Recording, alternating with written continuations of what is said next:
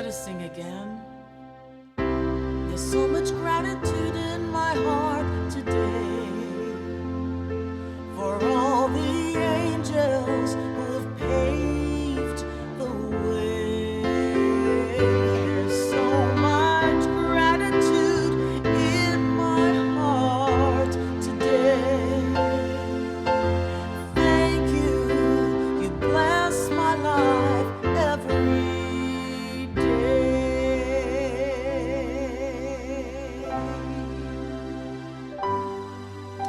You bless my life every day.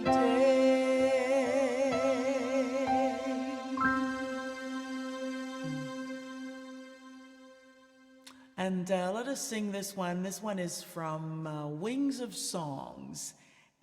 Wings of Song, yes. And it's called God is the Source of My Supply. As we prepare to receive Rev Todd's message today. Okay, here we go. Here we go.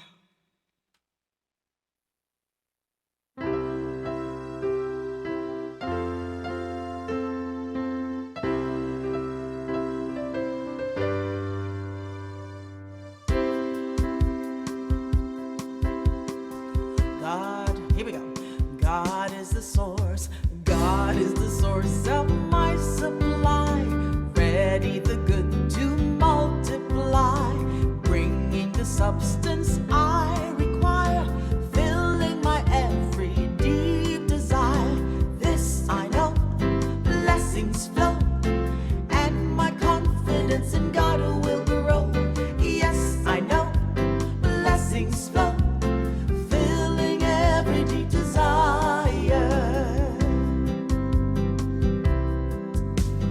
God has abundantly decreed substance supplying every need, causing riches to outpour till every cup is running over.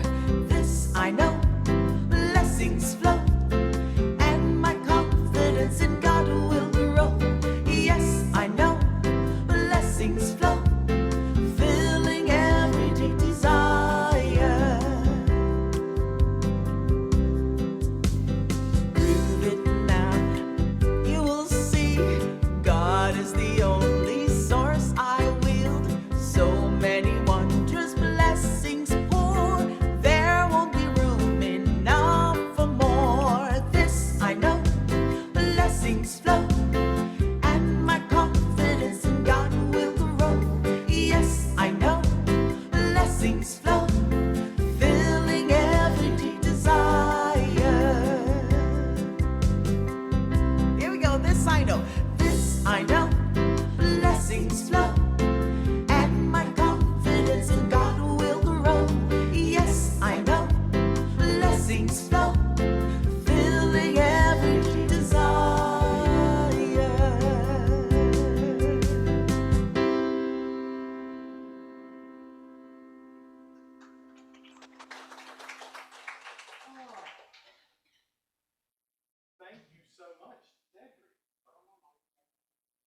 Thank you so much, Deidrey. Wow. I'm not familiar with that song, and I loved it. But I think I loved it because of the accompaniment too.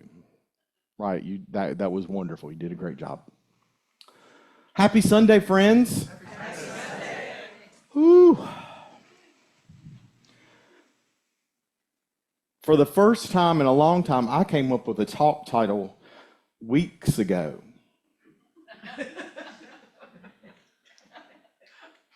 Not exactly sure how all that went, but it went. Tools for the trade. Right, we've just finished our joy series. We were talking about the book of joy, and we came up with our pillars of joy. We discussed the pillars of joy that Desmond Tutu and the Dalai Lama shared with us. And I started thinking about how the relationship of joy and prosperity in our lives. And then, of course, I had to factor in that this is Father's Day, and so I had to talk about, the the fathers in my family, one of whom I didn't even know. Some of you may have noticed the sign. Some of you may have ignored it. I get this honest. So my great-grandfather was a revival minister.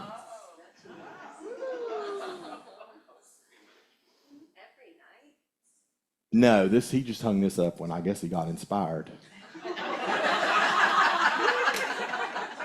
I'm not really sure. He died before I was born. I'm told that later in his life, he would go out and sit in remember the gliders, the metal gliders, had a metal glider, would sit out under the tree, and then he would stand up and he would start preaching to all the people that had come to hear him speak. And there would not be a single person in the yard. Now, does that mean there was no one there, that there was nothing there to hear? I don't know about that. I've had just enough experiences in my life to not really question that. This is one of his tools. I have another one of his tools. I've brought it here before. I have his Bible. Tools of the trade. But this wasn't his only gig. Right? He had another one. I also have this one. You'll notice that the name is spelled different because at some point in his life he changed the spelling of our last name. He dropped the S. One was enough. This, I had someone tell me one time how I could check to see if it was still actually correct. This is a level. I showed it to my sister last night. She's visiting in town. I am fairly certain that this level is older than she and I's ages combined. Tools of the trade. We always need tools of the trade to keep us level-headed, to be in communion with Spirit, with this incredible creative force of life. But we also need to be in communion with one another and to constantly show up and be that force of love. And I'm sorry to say that he didn't do that all the time. He was a misogynist, racist man, and he wielded what I call our Hebrew and Christian scriptures as a weapon. And I like to believe that when we know better, we do better. And so that eternal wisdom of love and compassion hadn't fully revealed itself to him yet. And I'm grateful for the person that he was, because had he not been that person and used the tools to the best of his ability, my father wouldn't have been the person he was. And if my father had not been the person that he was, I would not be the person I am today. And it is not all shining, beautiful memories. But there are a lot of great ones. And as you know, one of my minister friends and who was a mentor early on, Temple Hayes, used to be the senior minister at First Spiritual Unity in St. Petersburg, used to say, friends, if you have reached the age of 30, you have to stop blaming your parents now. You know, at this point, you're responsible. So I've had to rewrite some stories. Have y'all ever heard to do that? Rewrite some stories? Maybe a little bit, maybe a few. Maybe even rewrite some of our own stories about the tools that we've used and how we impacted. And sometimes the forgiveness work we get to do is for ourselves. Yes? And if you read the Course in Miracles, you'll know that self-forgiveness is the only forgiveness work there is to do. I'll let you try that on and see if it fits. But we as a community, we have a vision that we manifest a vibrant, flourishing community.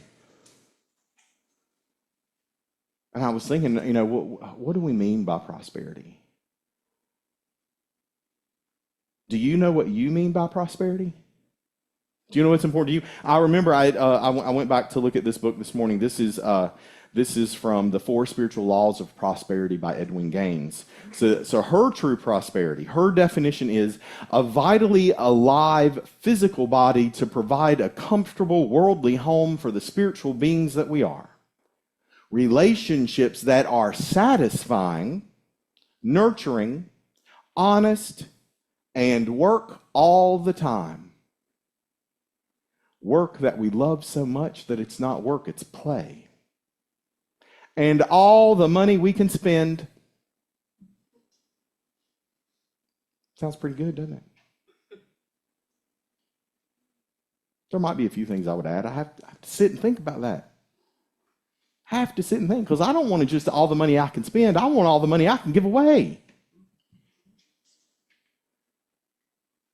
And so I've been sitting with this idea of our prosperity and our joy,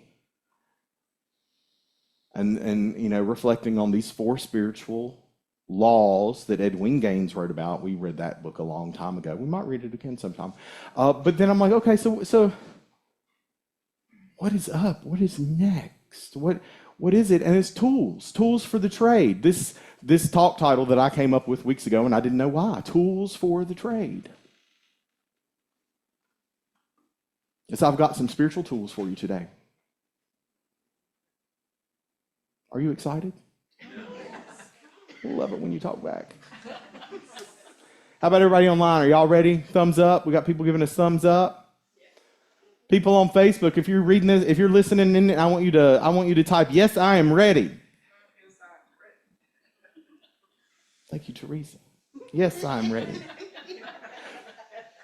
Tools for our prosperity. And so I came up with some tools for our prosperity. Now, of course, I'm an overachiever because I thought seven, right? Because 7, we know that 7 metaphysically is, physical perfection, creation, 7 days. But I am an overachiever. And so I was like, no, these are spiritual tools for our prosperity. This is about moving beyond the physical and into the spiritual. And so it's 12. You get 12 practices and 12 tools. And I have a feeling, I have this inkling from what I am hearing that y'all, I don't think, can hear. So some of you can hear it, and I know some of you see it, but you're going to hear more about some of these.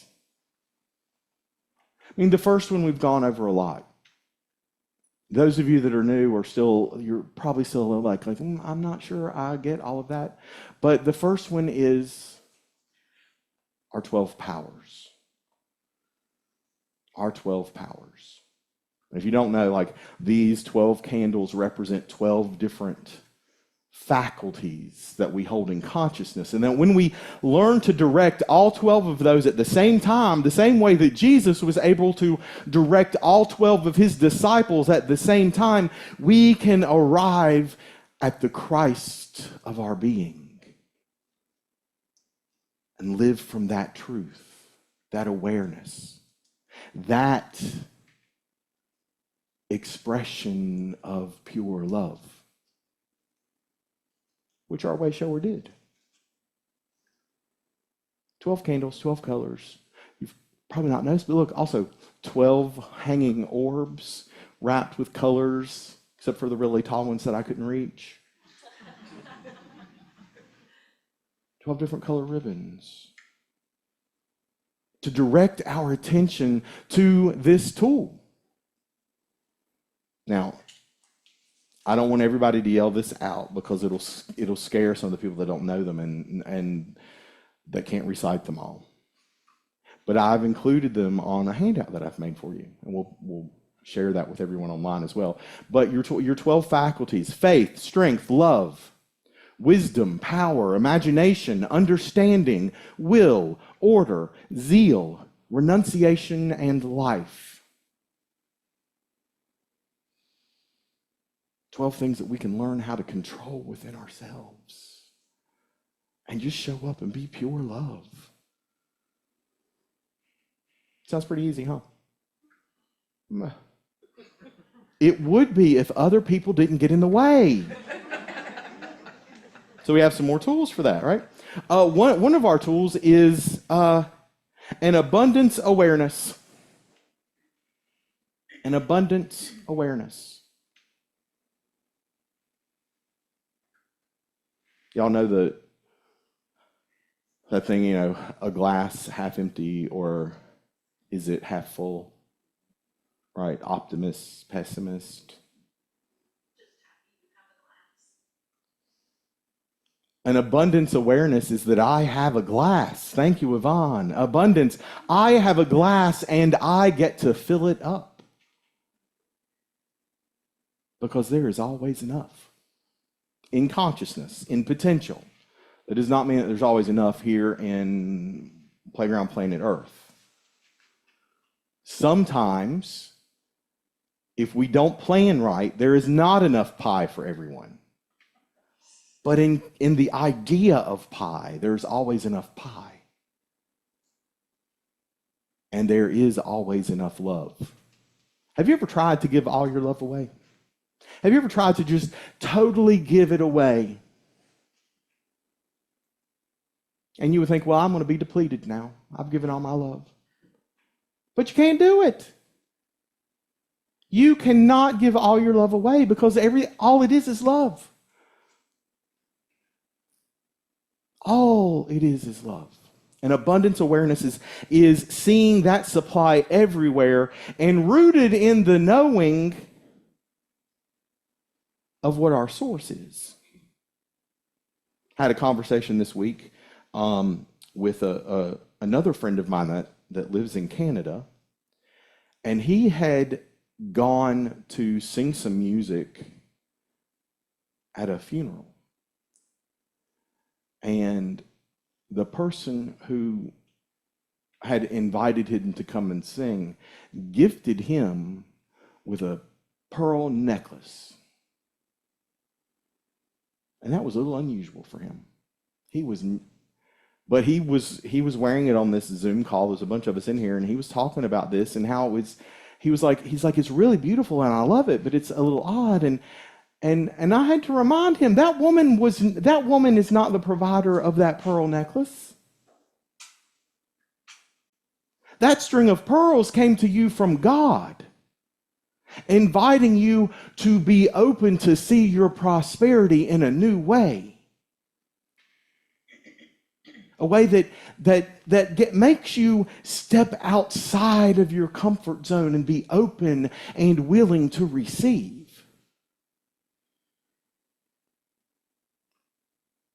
Because God is our source. It's not your job or your spouse or a check that just shows up in the mail randomly. Those are merely channels through which your good shows up in your life. And we got to give up deciding what those channels are supposed to look like and just be open and ready to receive. The next one I want you to know about is creative visualization. Using our faculty of imagination. If you do not know what you want it to look like, if you don't know what a vibrant, flourishing community in a peace-filled world looks like, you can never create it. And so you must be clear about what you are using your faculty of imagination for. And it's not enough to just see it. You must feel it. You must live in that vision. Even if you just do it for 5 minutes a day, that 5 minutes is going to change the rest of your life. When you use your creative visualization. You need to cultivate gratitude every day, every moment. And do we know why? Do we know why we do this? I'm getting some nods. Somebody yell out to me. Why do we cultivate gratitude? Because what we focus on grows. I heard that one clearly. Everybody else said something in here at the same time and I couldn't hear it. Yes, what we focus on grows. That's because focusing on gratitude changes our vibration, and suddenly we are a magnet attracting more things to be grateful for. How fantastic is that? Okay. We have to have a commitment to internal freedom. Anybody committed to thoughts, beliefs, ideas that no longer serve you? Maybe, some of us. Some of us are committed to the idea, if I raise my hand in church, everybody's going to look at me and they're going to know that I'm still working on the path. So I got to shift that. You got to be committed to being free in consciousness. And that also means you have to be committed to seeing other people free in consciousness. To not see them bound in limitation and lack and fear. And it's easy to look at some people in the world and be like, boy, are they a mess. You ever done that? Did you do that? I did it yesterday. Ooh, that person is a mess. And I think my way shower said something about, hey, take care of that plank in your own eye first. Right? Okay. Courageous claiming. Claim it. Say yes to your good. See, one of those things that some of us have to give up, that we have to be free from, is this idea that we're not worthy to receive our good. But we have to know that we are worthy, so we release ideas of not enough, not good enough, not smart enough, not thin enough, not strong enough, not your hair's not dark enough. Maybe that's just mine. Or not enough. Or not enough hair, yes. My father said that God only made a few perfect heads, and the rest he covered with hair.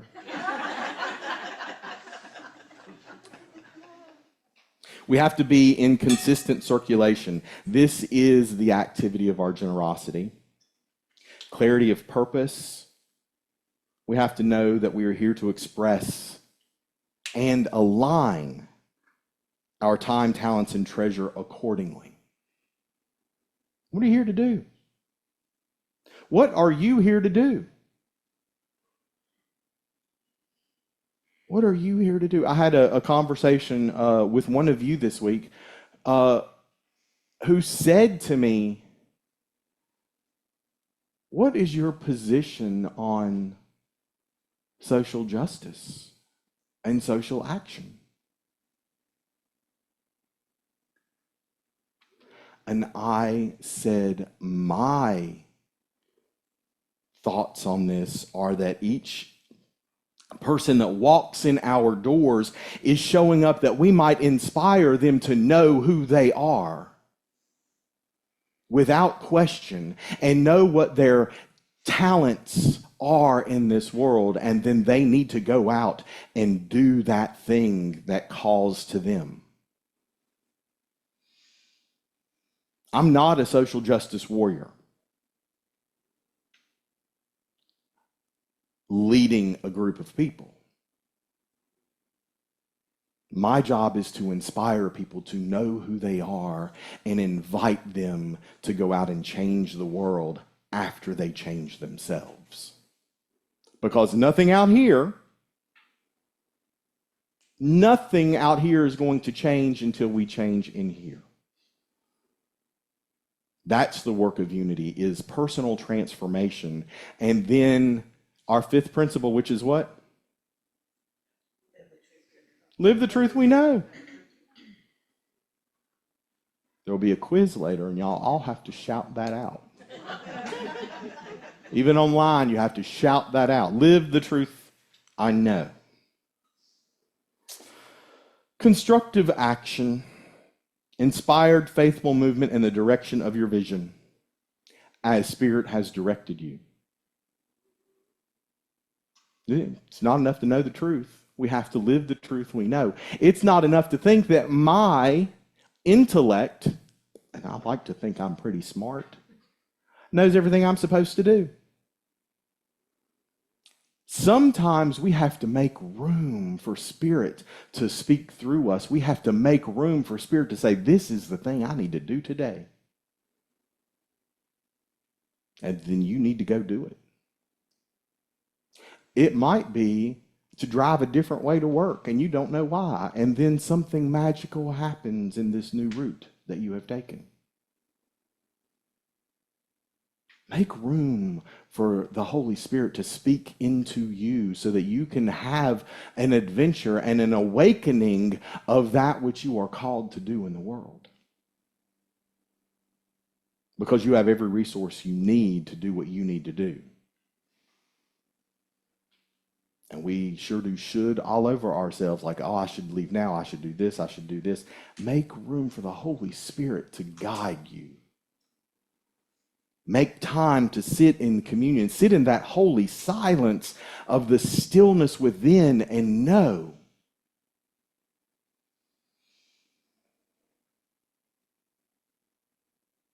Conscious care. Conscious care is the mindful stewardship of what we already have. That is a tool for prosperity. I was taught that one by our friend Pat Moore. If you want something better, you got to take care of what you've got. You want a better home? Take care of the home you got. You want a better car? Take care of the car you've got. You want a better body? Take care of the body you have. Conscious care of that which we have. Conscious care might be going to mindful movement this afternoon. Right? Confident expectancy. I was going to say grateful expectancy, but I like alliteration. I don't know if y'all can tell. But confident expectancy. You know, grateful expectancy is like, oh, I'm going to be grateful when this shows up. Confident is to know it is coming. It's going to be here. Now, don't decide what it's supposed to look like and don't decide how it's going to get here, because then we limit, right? I was giving the dogs a bath yesterday, and I had set the nozzle and was spraying it, because I want to saturate the fur so I can scrub a dub. Well, about 4 feet back, the hose had a kink in it. When we decide what it's supposed to look like and how it's supposed to get to us, we're putting our kink in our hose and our good can't get to us. Don't do that. Just know that I'm tapped in and the water's going to flow. I have an unlimited wellspring of good. coming to and through me. And then finally, our 12th tool for prosperity is a connected community. Co-creating prosperity with others through support, shared wisdom, and collaboration.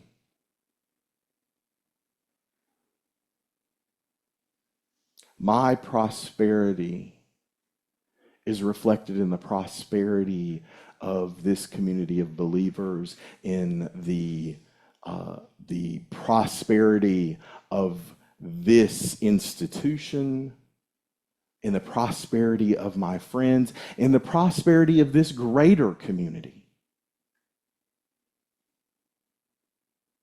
Because at the level of spirit, there's only one. So do you want a greater sense of prosperity? Do you want a greater sense of prosperity? Yes. And whatever that looks like for you? Yes. And that also means that you want a greater experience of prosperity for everyone in your life. Even that neighbor that is irritating as all get out. You know the one. You know who I'm talking about.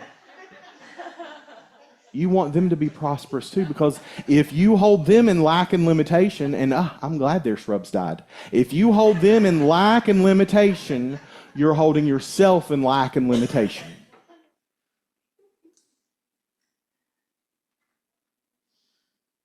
And don't for a moment think that you can be like, well, I'm just going to secretly in my mind and not say it out loud that I'm glad their shrubs died.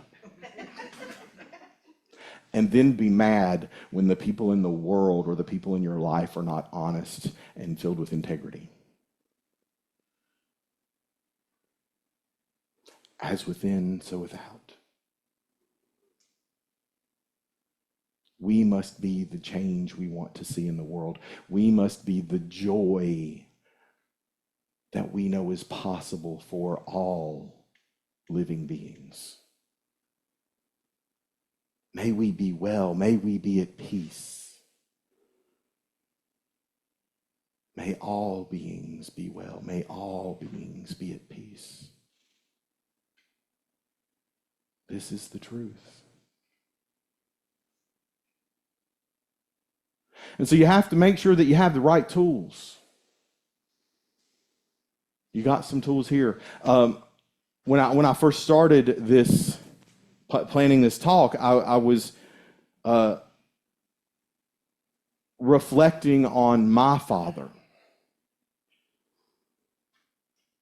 not Church Gordon. That was my great grandfather. My father, his tool of preference was a felt tip pen. When's the last time most of y'all wrote with a felt tip pen? Because now it's like click pens and ballpoint pens and all that. Felt tip. My father could not have a conversation with anyone without a felt tip pen in his hand. And then and though he was picky about his pens, he just thought he needed a piece of paper. And it could be a napkin in a restaurant, or it could be the back of an envelope. I mean, he was so well known for this that when we did his service, my stepsister stood up to address some comments and just unfurled, it was like 20 paper towels long that she had written everything out on. I had printed my script.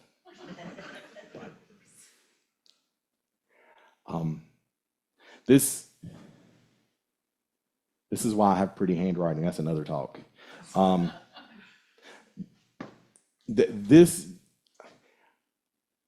Before my father passed away, he handed me a book of all these drawings, mechanical sketches. My father was an engineer and designed truck parts on big rigs.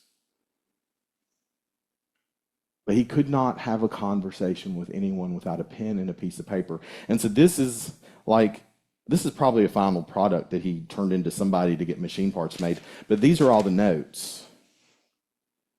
And this is what having a conversation with him was like. He drew maps and he drew pictures for everything he talked about.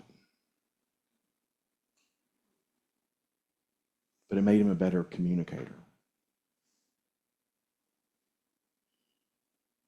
What are the tools that you need to be prosperous? What is the commitment that you need to make today to shift the prosperity in your life? Not just in your house, not just in your body, but the prosperity of all your relationships, the prosperity of all your finances, the prosperity of your health, the prosperity of your joy.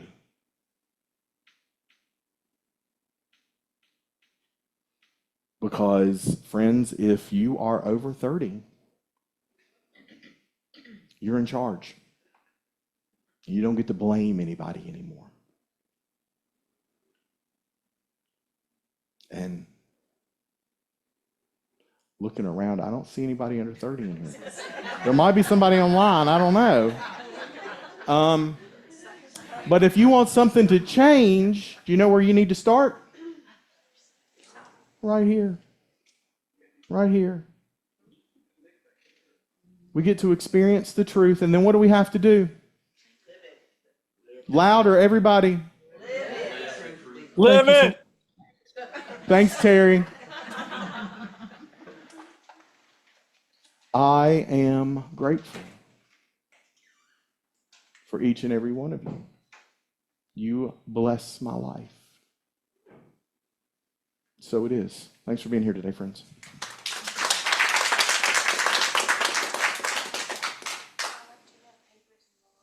Thank you, Todd, for your wisdom. I'd like to say that I think I am still 30.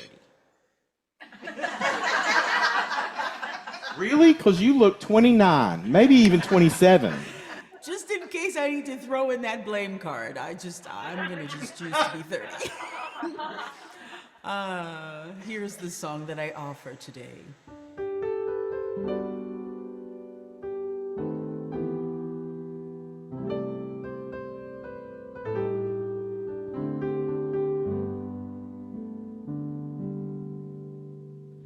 Make over my heart, make over my soul, lift my spirits, let me soar above the clouds forevermore. Show me how to really love, show me how to feel true peace. Pour the blessings down on me, shower them abundantly, and I will share your love, share the joy you've given me, so all will see your light in me and know true prosperity. Yes, I will share love, share the joy you've given me, so all will see your light in me and know true prosperity.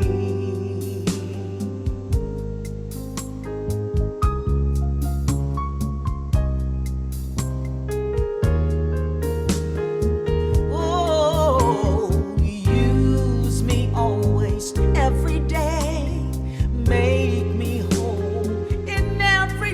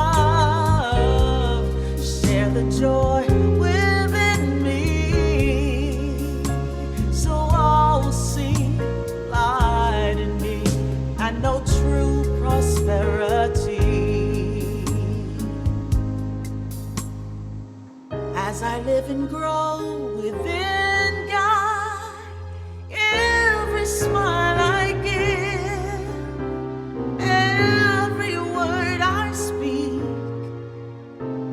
will be a reflection of God.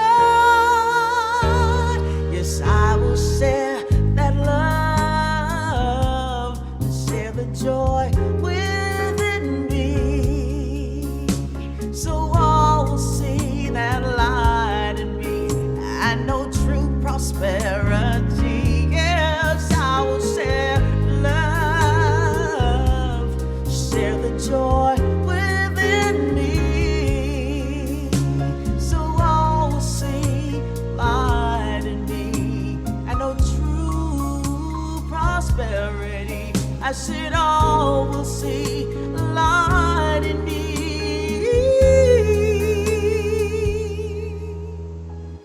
and know true prosperity.